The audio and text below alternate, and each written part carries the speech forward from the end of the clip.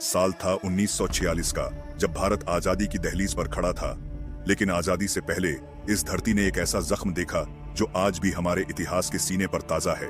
ये कहानी है बंगाल की मिट्टी की, जहां खेतों में धान नहीं बल्कि मासूमों का खून बहा, जहां इंसानियत हार गई और नफरत ने जीत का जश्न मनाया। जहां कल तक बच्चे पतंग उड़ाते थे, वहीं आज चीखें गूंज रही थीं। जहां माएं अपने बच्चों को लोरियां सुनाती थीं, वहां अब मातम पसरा हुआ था। इस त्रासदी का नाम था डायरेक्ट एक्शन डे, जिसे इतिहास में लोग कहते हैं ये सिर्फ राजनीति थी, लेकिन सच ये है कि ये लाखों मासूमों की जिंदगी की कीमत पर खेला गया एक खेल था। एक ऐसा खेल जिसे जिन्ना ने शुरू किया था। इस कहानी की असली शुरुआत होती है मार्च 1946 से, जब ब्रिटिश सरकार ने कैबिनेट मिशन प्लान दिया था, जिसका मकसद भारत को आजादी देना और ट्रांसफर करना था। इस प्लान के मुताबिक भारत को एक ही देश रहना था, लेकिन इसके तहत भारतीय जनता को 3 ग्रुप्स में बंटकर रहना था। पहला ग्रुप हिंदू बहुसंख्यक जनता का था, दूसरा ग्रुप मुस्लिम संख्यक जनता का था और तीसरा ग्रुप मिश्रित जनता का था। इस प्लान के तहत हर ग्रुप को अपनी इच्छा से संविधान बनाने की आजादी थी और केंद्र सरकार के हाथों में बहुत कम नियंत्रण दिया था। पहले तो कांग्रेस इस ग्रुपिंग की शर्त से असहमत थी, क्योंकि ये देश को अप्रत्यक्ष रूप से बांटने जैसा था, लेकिन बाद में कांग्रेस ने संविधान सभा के गठन को स्वीकार कर लिया। मुस्लिम लीग शुरू में मान गई थी, लेकिन जब जिन्ना ने देखा कि कांग्रेस ने ग्रुपिंग को मजबूरी में स्वीकार किया है, तो उसके मन में संदेह पैदा हो गया। और ये संदेह पूरी तरह तब विश्वास में बदल गया जब 10 जुलाई 1946 को कांग्रेस अध्यक्ष जवाहरलाल नेहरू ने एक प्रेस कॉन्फ्रेंस में कहा कि कांग्रेस केवल संविधान सभा में शामिल होने के लिए तैयार है, लेकिन उसके बाद वह खुद स्वतंत्र रूप से पॉलिसी तय करेगी और जरूरत पड़ने पर उसमें बदलाव भी करेंगी। जिन्ना को यह सीधा धोखा और खतरा लगा। उसे लगा कि अगर कांग्रेस ने बदलाव किए तो मुस्लिम लीग का पाकिस्तान का सपना टूट जाएगा। उसने समझा कि कांग्रेस मुस्लिम लीग को दरकिनार करके सत्ता अपने हाथ में ले लेगी, जिसके बाद जिन्ना ने मुस्लिम लीग की काउंसिल में ऐलान किया, हम पाकिस्तान मांगते हैं और उसे हासिल करके रहेंगे। तो क्या हुआ? अगर हमें यह शांतिपूर्ण तरीके से नहीं मिला तो अब हम बलपूर्वक लेंगे। मैं ऐलान करता हूं 16 अगस्त को मुस्लिम लीग डायरेक्ट एक्शन डे को अंजाम दे। जिन्ना ने डायरेक्ट एक्शन डे के लिए कोलकाता शहर को चुना, क्योंकि बंगाल में मुस्लिम लीग की सरकार थी और बंगाल में उस समय हुसैन शहीद सोहरावर्दी प्रधानमंत्री थे, जो मुस्लिम लीग के नेता और जिन्ना के कट्टर समर्थक थे। मतलब पूरा राज्य सरकार मशीनरी मुस्लिम लीग के इशारे पर काम कर सकती थी। कोलकाता एक मिश्रित आबादी वाला शहर था। यहाँ हिंदू और मुस्लिम दोनों ही बड़ी संख्या में रहते थे। जिन्ना को पता था कि अगर यहाँ आंदोलन हुआ तो हिंदू मुस्लिम दंगे आसानी से भड़क सकते हैं। इससे भारत के विभाजन की मांग और तेज हो सकती थी। दूसरा कारण कोलकाता को चुनने का यह था कि कोलकाता उस समय भारत का सबसे बड़ा औद्योगिक और व्यापारिक शहर था। यहाँ दंगा और अस्थिरता फैलाकर जिन्ना दुनिया को दिखाना चाहते थे कि मुसलमान हिंदुओं के साथ शांति से नहीं रह सकते, इसलिए अब उन्हें एक अलग देश चाहिए। जिन्ना ने 16 अगस्त का दिन ही क्यों चुना? क्योंकि उस समय हिंदू मुस्लिम समाज में धार्मिक मतभेद पहले से मौजूद थे। रमजान का महीना चल रहा था, ईद ए मिलाद उन नबी का जन्मदिन पास आ रहा था। ऐसे में मुस्लिम लीग के नेताओं ने इस धार्मिक उत्साह को राजनीतिक आंदोलन से जोड़ दिया। 16 अगस्त शुक्रवार का दिन था। जुम्मे की नमाज के बाद मस्जिदों से भीड़ को जुटाना आसान था। जिन्ना और सोहरावर्दी पता था कि इस दिन बड़ी भीड़ को भड़काया जा सकता है। मुस्लिम लीग ने कोलकाता में एक विशाल रैली का आयोजन किया, जो ऑक्टरलोनी स्मारक पर होनी थी। इस रैली में हजारों मुस्लिमों को इकट्ठा करने की योजना थी। बंगाल के तत्कालीन प्रधानमंत्री हुसैन शहीद सोहरावर्दी ने डायरेक्ट एक्शन डे को सफल बनाने में महत्वपूर्ण भूमिका निभाई। अखबारों और पोस्टरों में यह संदेश फैलाया गया कि यह मुसलमानों का पवित्र संघर्ष है और उन्हें अपनी एकजुट ताकत दिखानी है। मजहबी भावनाओं को भड़काने के लिए मस्जिदों से भी घोषणाएं करवाई गईं। 16 अगस्त 1946 को सोहरावर्दी की सरकार ने सार्वजनिक अवकाश घोषित किया, यानी स्कूल, कॉलेज, ऑफिस और दुकानें बंद रखी गईं। इससे सारा शहर सड़क पर उतरा और मुस्लिम लीग को बड़ी भीड़ इकट्ठी करने का मौका मिला। नेताओं ने भाषणों में साफ कहा कि मुसलमानों को अपने हक के लिए हर तरह का बलिदान देना होगा। इन भाषणों ने भीड़ को और उत्तेजित कर दिया। डायरेक्ट एक्शन डे से पहले सोहरावर्दी ने कोलकाता पुलिस में कई बड़े बदलाव करवाए। उन्होंने कई हिंदू पुलिस अधिकारियों और कांस्टेबलों का ट्रांसफर कर दिया था और उनकी जगह ज्यादातर मुस्लिम पुलिसकर्मी तैनात किए गए थे। इसका मुख्य मकसद यह था कि अगर उस दिन किसी तरह की हिंसा भड़के तो पुलिस मुस्लिम भीड़ का साथ दे। इतना ही नहीं, कोलकाता की हिंदू बहुल इलाकों से कुछ हिंदू अधिकारियों को हटाकर मुस्लिम बहुल इलाकों में भेज दिया गया ताकि वहां नियंत्रण कमजोर हो जाए, जबकि मुस्लिम भीड़ की मौजूदगी वाले हिस्सों में पुलिस को या तो तैनात ही नहीं किया गया या फिर सिर्फ मुस्लिम पुलिस स्टाफ को रखा गया।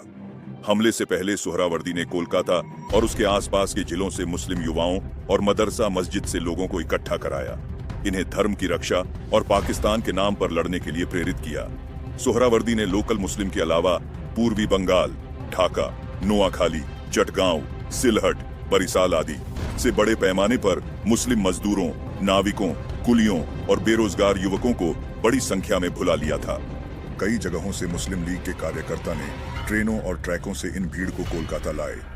फिर इन सभी लोगों को बड़ी मात्रा में छुरे, तलवारें, भाले, लोहे की रॉड, पेट्रोल के कनस्तर, लाठी और बंदूक बांटे गए।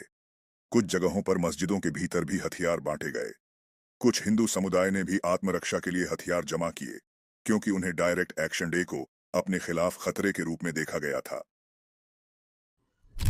16 अगस्त के दिन सुबह से ही टेंशन का माहौल दिख रहा था।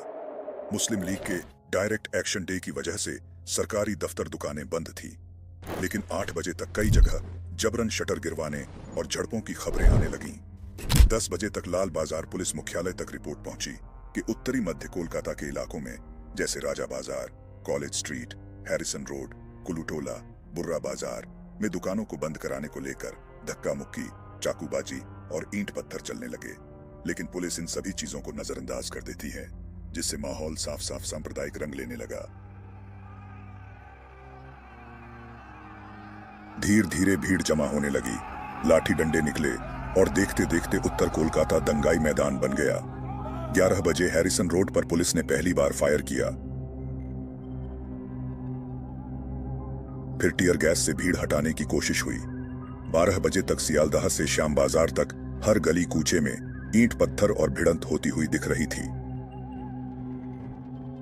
दोपहर की नमाज के बाद ऑक्टरलोनी स्मारक पर हजारों लोग जमा हुए। अनुमान के अनुसार 30,000 से 1 लाख मुस्लिम लोग इस रैली में शामिल थे। सुहरावर्दी और अन्य मुस्लिम लीग नेताओं जैसे ख्वाजा नजीमुद्दीन ने भाषण दिए। इन भाषणों में पाकिस्तान की मांग को बल देने के साथ साथ हिंदू विरोधी नारे लगाए गए और सुहरावर्दी ने कथित तौर पर कहा, हमें वह सब कुछ चाहिए जो हमारा हक है और हम इसे लेकर रहेंगे। रैली के बाद मुस्लिम भीड़ शहर के विभिन्न हिस्सों में फैल गई। दोपहर 2 बजे के आसपास हिंदू बहुल इलाकों में हमले शुरू हुए। राजा बाजार और बर्रा बाजार में हिंदू दुकानों पर लूटपाट और आगजनी की घटनाएं शुरू हुई।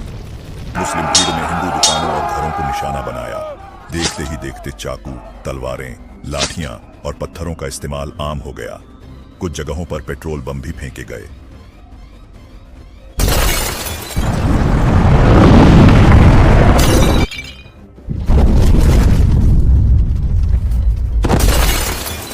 शाम तक कोलकाता की सड़कों पर लाशें बिछने लगी थीं।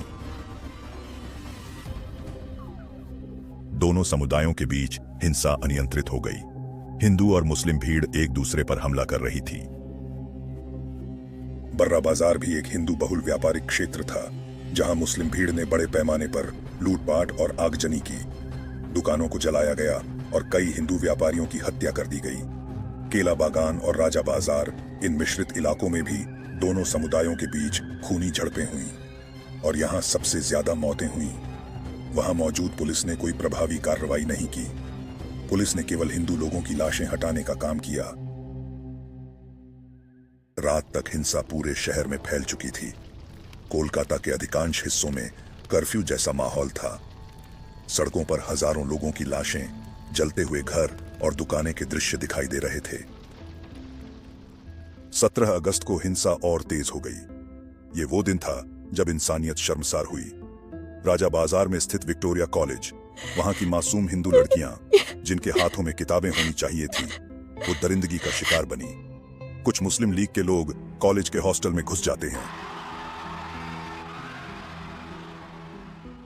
उनके बालों को पकड़कर घसीटते हैं, उनके कपड़े फाड़ते हैं, और तो और ये दरिंदे जबरदस्ती कॉलेज की मासूम 4 लड़कियों को हैवानियत का शिकार बनाकर उनके बॉडीज को हॉस्टल की विंडो से बांध देते हैं।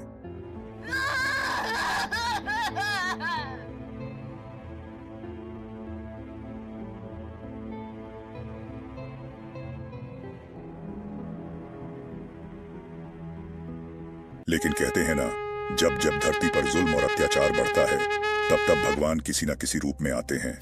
और हुआ भी बिल्कुल ऐसा ही। मुस्लिम लोगों का अत्याचार खत्म करने के लिए सामने आए गोपाल चंद्र मुखोपाध्याय, जो एक बंगाली ब्राह्मण हिंदू थे। गोपाल चंद को लोग गोपाल पाठा नाम से भी जानते हैं, क्योंकि बंगाली में बकरी को पाठा कहते हैं। ये उपनाम उन्हें इसलिए मिला क्योंकि उनका परिवार कोलकाता के स्ट्रीट पर एक मटन की दुकान चलाता था। वे खुद इस व्यवसाय को संभालते थे। सारे हिंदू भाई बहनों का बदला लूंगा, पकड़ पकड़ कर मारूंगा। और पेशे के अलावा गोपाल पाठा एक पहलवान थे और अनुशीलन समिति के सदस्य थे, जो ब्रिटिश शासन के खिलाफ सशस्त्र क्रांतिकारी गतिविधियों में शामिल एक संगठन था। वे नेताजी सुभाष चंद्र बोस के प्रशंसक थे और उनकी विचारधारा से प्रेरित थे। गोपाल पाठा ने पहले से ही भारत जटिया बाहिनी नामक एक संगठन स्थापित किया था, जो प्राकृतिक आपदाओं के दौरान राहत कार्यों के लिए बनाया गया था। इस संगठन में कई पहलवान और युवा शामिल थे। डायरेक्ट एक्शन डे के दौरान उन्होंने इस संगठन को हिंदू समुदाय की रक्षा के लिए एक सशस्त्र इकाई में बदल दिया। इस वाहिनी में 500 से 800 युवा शामिल थे, जिनमें बंगाली हिंदू, सिख, बिहारी, ओडिया और उत्तर प्रदेश के लोग शामिल थे। इसमें आर्य समाज, हिंदू महासभा और विभिन्न व्यायाम समितियों, अखाड़ों के सदस्य भी शामिल हुए। 16 और 17 अगस्त को मुस्लिम लीग के कार्यकर्ताओं और भीड़ ने कोलकाता के हिंदू बहुल इलाकों जैसे बर्रा बाजार, केला बागान और राजा बाजार में हमले किए। हिंदू पुरुषों की हत्या, महिलाओं के साथ बलात्कार और संपत्तियों को जलाने की घटनाएं हुईं। अनुमान के अनुसार इन 2 दिनों में 20,000 से ज्यादा हिंदू मारे गए और 1 लाख से ज्यादा बेघर। 17 अगस्त की रात को गोपाल पाठा को हिंदू समुदाय पर हो रहे अत्याचारों का बदला लेने का सोचा। उन्होंने अपने संगठन को एकजुट किया और 18 अगस्त से जवाबी कार्रवाई शुरू की। उन्होंने अपने लोगों को निर्देश दिया कि अगर एक हिंदू की हत्या होती है तो 10 मुस्लिमों की हत्या करो। उन्होंने द्वितीय विश्व युद्ध के बाद कोलकाता में तैनात अमेरिकी सैनिकों से पिस्तौल, कारतूस और ग्रेनेड खरीदे। इसके अलावा 1942 के भारत छोड़ो आंदोलन के दौरान जमा किए गए हथियारों का भी इस्तेमाल किया गया। हिंदू लोहारों ने रातों रात तलवारें, चाकू और भाले बनाए। बर्रा बाजार के मराठवाड़ी व्यापारियों ने उन्हें वित्तीय सहायता दी। गोपाल ने स्थानीय कारखानों और आरा मशीनों से धन एकत्र किया, जैसे कि एक हत्या के लिए 10 रुपए और आधे हत्या यानी घायल करने के लिए 5 रुपए। उन्होंने हिंदू बहुल इलाकों की रक्षा के लिए पहले रक्षात्मक रुख अपनाया, फिर मुस्लिम बहुल इलाकों जैसे मेटिया ब्रुज और पार्क सर्कस में जवाबी हमले किए। उन्होंने मुस्लिम नेशनल गार्ड के सदस्यों को विशेष रूप से निशाना बनाया। गोपाल पाठा ने अपने लोगों को सख्त निर्देश दिए कि वे मुस्लिम महिलाओं, बच्चों और बुजुर्गों पर हमला न करें। उन्होंने कहा, महिलाओं के साथ दुर्व्यवहार करने से कोई जीत नहीं मिलती। हमारी संस्कृति में रावण भी ऐसा करने के कारण नष्ट हुआ था। उन्होंने अपने समूह को लूटपाट से भी मना किया, ताकि उनकी कार्रवाई को नैतिक आधार मिले। गोपाल पाठा की जवाबी कार्रवाई ने हिंदू बहुल इलाकों को और नुकसान से बचाया। 18 अगस्त से शुरू हुए उनके हमलों ने मुस्लिम लीग के कार्यकर्ताओं को दौड़ा दौड़ा कर मारा। गोपाल पाठा और उनके साथियों ने मिलकर मुस्लिम लीग के छक्के छुड़ा दिए।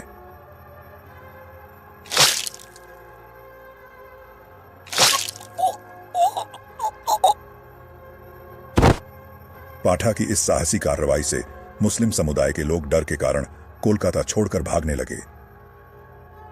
दोबारा हमारी धरती पर पैर मत रख देना, फाड़ दूंगा सबको।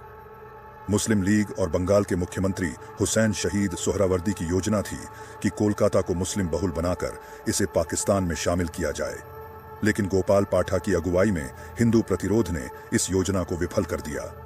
19 अगस्त तक हिंसा कम होने लगी और 21 अगस्त को ब्रिटिश सरकार ने बंगाल में वायसराय शासन लागू कर दिया, जिससे स्थिति नियंत्रित हुई।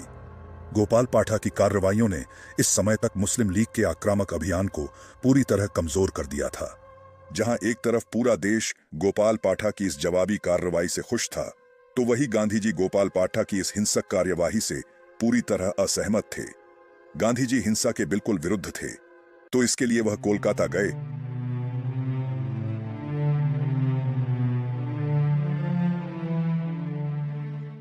गोपाल बाबू, मैं आपके पास इसलिए आया हूं क्योंकि हिंसा का यह रास्ता हम सबको बर्बाद कर देगा।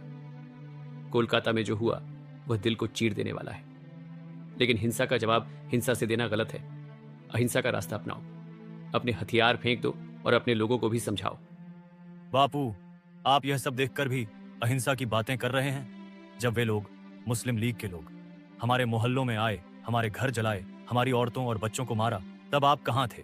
हमने किसी से लड़ाई नहीं की थी, लेकिन तब भी उन्होंने हम पर हमला किया। मैंने जवाबी कार्रवाई की, अपने लोगों को बचाया।